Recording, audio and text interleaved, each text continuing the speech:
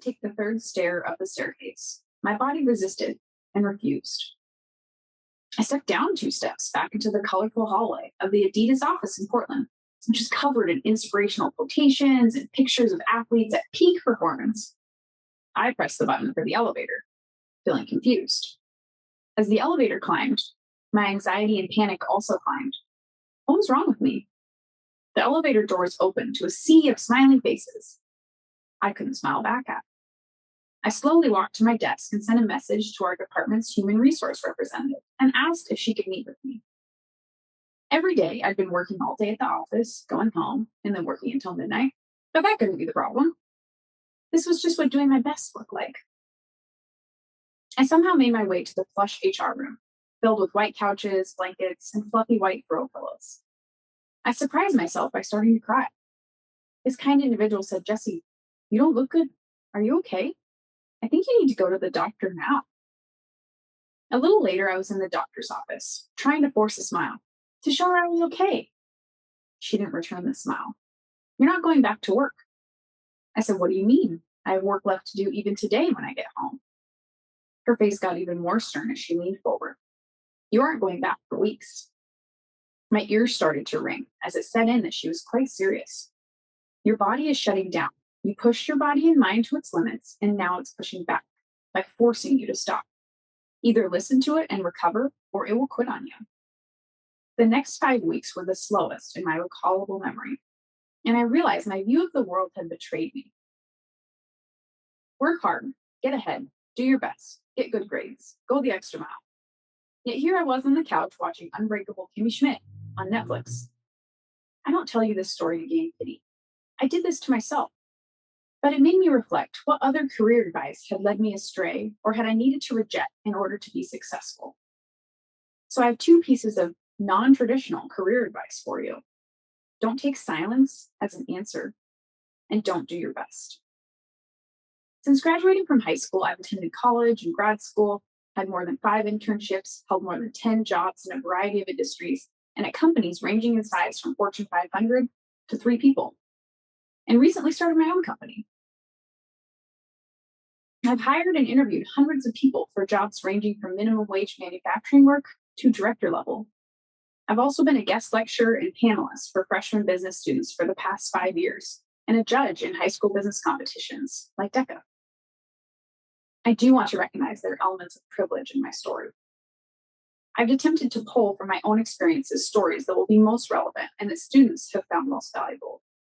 If you take away one thing today, though, I hope it is that not all career advice is good. You and only you are the best judge of what advice to follow or reject. So first, don't take silence as an answer. The biggest mistake I see college students or recent grads make is not following up on something they're interested in. Do you want to meet with someone? They don't respond? So what? They're busy. Don't give up. For me, I receive hundreds of emails a day and dozens of phone calls. I'm grateful for anyone who follows up with me. Plus, it shows they're actually really interested. I can tell the difference between a student who was told to email me and a student who genuinely wants to meet up. Send multiple emails, not back to back, not demanding, just saying, "I know you're busy. I'd love to meet up with you if you have time." Same at work when you want or need something. There's this idea in our culture that asking for something makes it less valuable, and following up seems to make it infinitely less valuable. If you have to follow up, the person must not care. I reject that, and I encourage you to as well. It's okay and necessary to ask multiple times for something. Relationships worth having aren't easy. Anyone can network by taking the card of a guest speaker and adding them on LinkedIn. But not everyone will build a relationship by emailing that guest speaker and asking to go to lunch. And at that lunch, asking, "Is there anyone else you should talk to? Or anything that you can help with?" It's a wild question to ask as a student with very little experience, but why not ask? One of my main mentors came out of one of these lunches. I set reminders to check in with him quarterly and asked to go to lunch. I initiated every interaction. This wasn't because he didn't want to meet with me. He was just busy running a company. If he didn't want to meet, he would have said no. I knew this person would be important in my career long term. 10 years later, he sent me a referral that allowed me to start my own company. You may be like, this sounds nice, but I'm not comfortable putting myself out there that much. I'll tell you a secret. I'm not either. I get nervous every time I call or email someone new that I hope will talk with me. Every time I have to remind myself it will be worth it. One of my early memories is going into the post office in my small hometown with my grandmother. There was someone in the lobby I didn't know, surprising in a small town, and my grandma struck up a conversation. In the car, I asked her, Grandma, why did you talk to a stranger? She said, Jessi, you never regret making a new friend. Whenever I see someone new, I say, hi, my name is Margaret. While you generically probably shouldn't introduce yourself to every stranger you meet, I call this the I'm Margaret principle in my life. If there's an opportunity to connect with someone who's doing something I'm interested in, I swallow my temerity, picture my grandma boldly outstretching her hand, and send an email or text that's my version of, hi, my name is Jessi. One more example of rejecting silence. Between the first and second year of grad school, I landed an internship at Kaiser Permanente in IT. I arrived my first day, and my manager was all in a fluster, hurriedly packing her office. Oh, it's you. Good start. I got another job in the company. Okay. My next manager was not thrilled about having an intern. Every day I asked for work, and he said, I don't need anything. Cool. I landed this full-time internship and didn't have any work.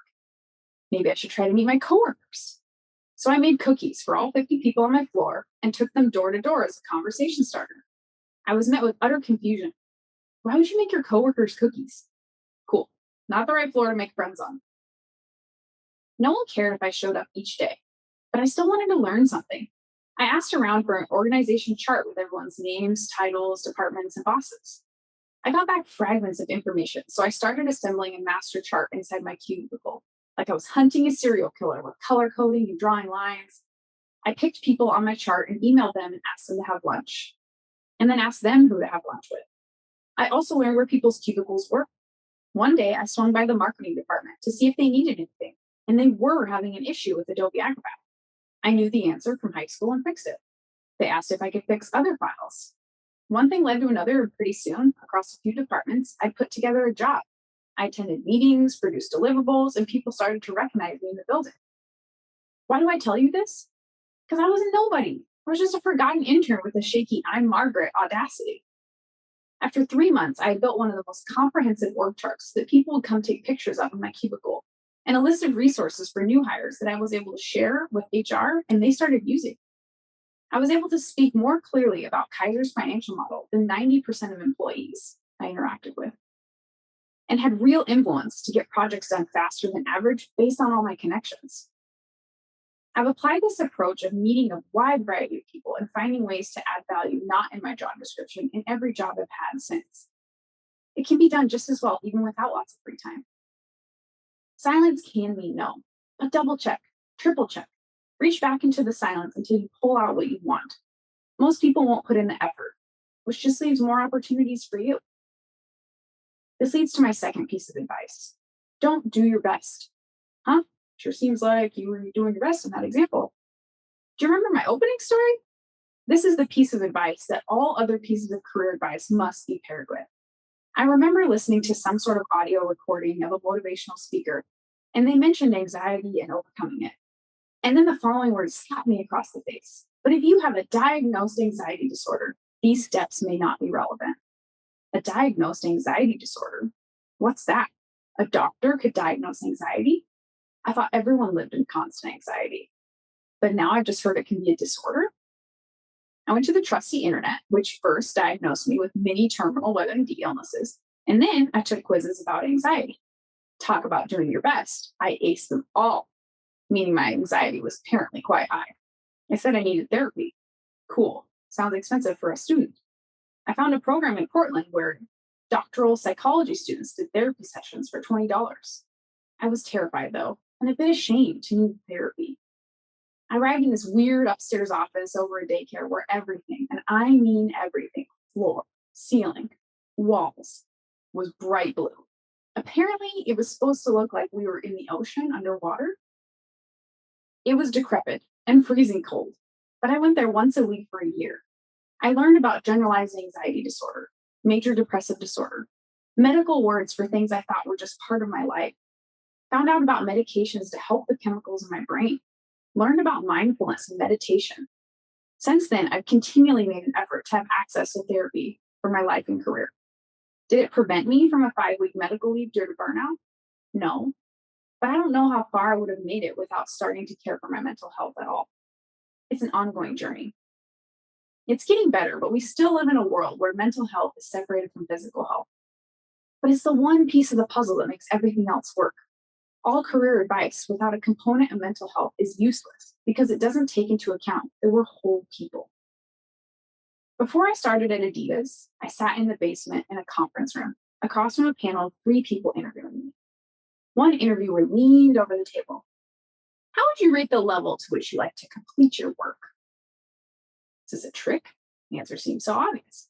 I give everything I do 100%, I said. He leaned back. We like to shoot for 80% because it allows us to get more done and make a bigger impact. Can you handle that? I responded, of course. But I was thinking, high school business interview competitions didn't prepare me for this question. And I was a little horrified. Less than 100%? Why even bother? But once I worked in that department, I saw they were absolutely right. The department supported nearly 1,000 employees with just a few people.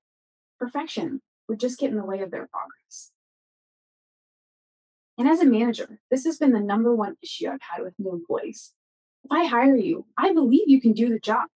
But so many people get paralyzed, agonizing on delivering the perfect report, afraid to share their screen and edit a document live.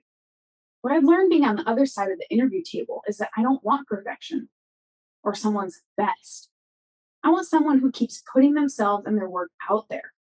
No one wants to do a bad job or fail. Those happen when the surrounding systems in a person's life or job set them up for those things to happen. So we left my burnt out self sitting on the couch watching Netflix for 5 weeks. What did I do next? I did what everyone thought was a little wild and went to run the operations and marketing of a startup food company.